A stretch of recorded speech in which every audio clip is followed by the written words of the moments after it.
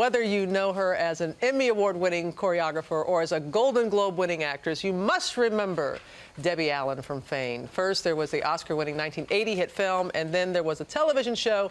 Well, now the remake of the original Fame is coming to a theater near you, and Debbie Allen is just so good to see you again. Please, ladies and gentlemen.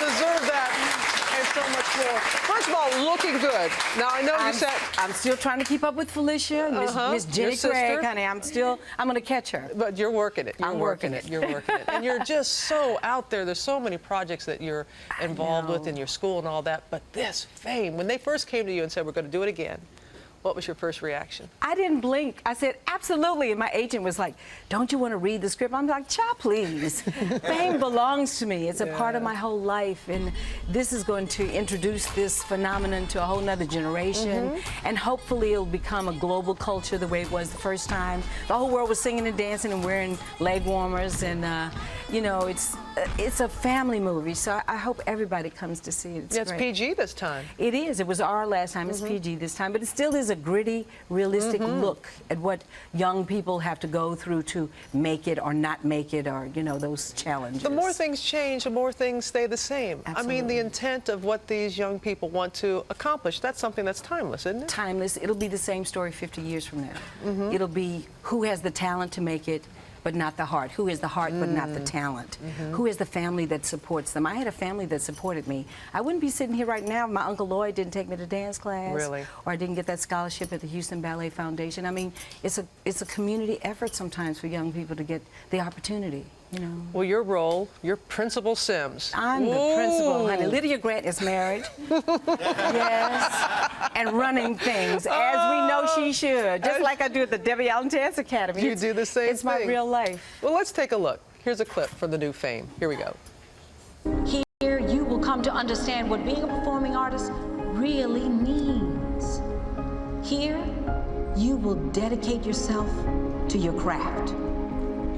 Now, if you're looking for shortcuts, if you want fame, if you want easy rewards, I highly recommend that you get up and leave now. There are many very talented young people who would be thrilled to take your place. So, have a great year. Well, now that's taken care of.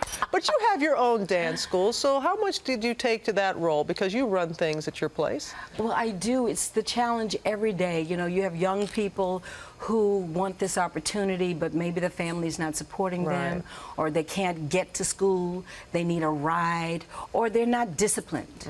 They need to be reined in, you know, and it's tough love, this world of the performing arts. You've got to be disciplined. It's character education. It's why it needs to exist in every public school in America, because kids would come to school, but it is character education. And I know our president understands that. And as soon as he gets the support he needs for the medical bill, child, we're going to work on education. Education That's is key. right. Education That's what's really looming. It's a phenomenal cast. You know, Kelsey Grammer, BB. I mean, it's just, and you all come together. And there's some new talent as well that we're going to see tomorrow. Tell us about. Oh, yeah. You have some wonderful young people. You have the wonderful Carrington who came out of So You Think You Can Dance. You have this young man who's Asher, who's really a matinee idol. And you're going to have Naturi here singing tomorrow. Oh, my God. You know, Irene Cara burst onto the scene.